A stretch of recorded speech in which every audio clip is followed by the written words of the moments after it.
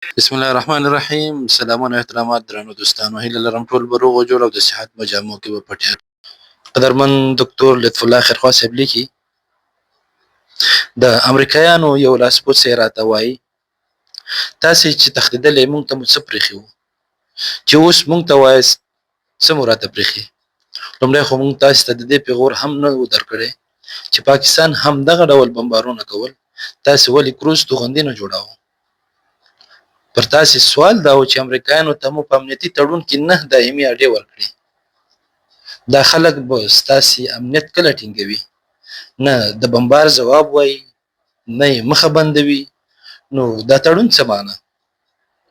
خو یوازې همدا چې دا وطن ستاسې پر امریکایانو پلورلی و.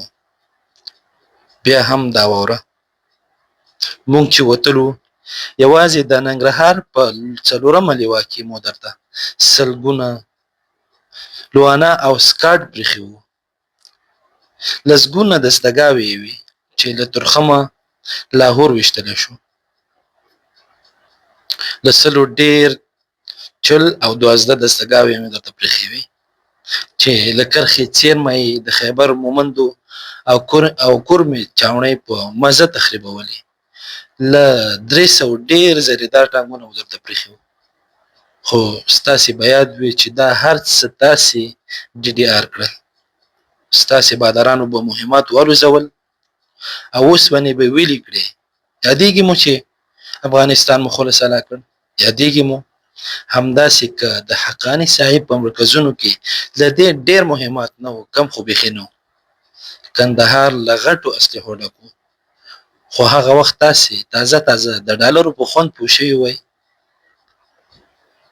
داسې ځایونو ته مو د جاسوسۍ چپونه غورځول او امریکایانو به بمبارول. ته څه وایې چې د خلکو د هر څه هیر دي؟ نه، د خلکو د هر څه هیر نه دي. دا تاریخ دی او دا ثبت دي.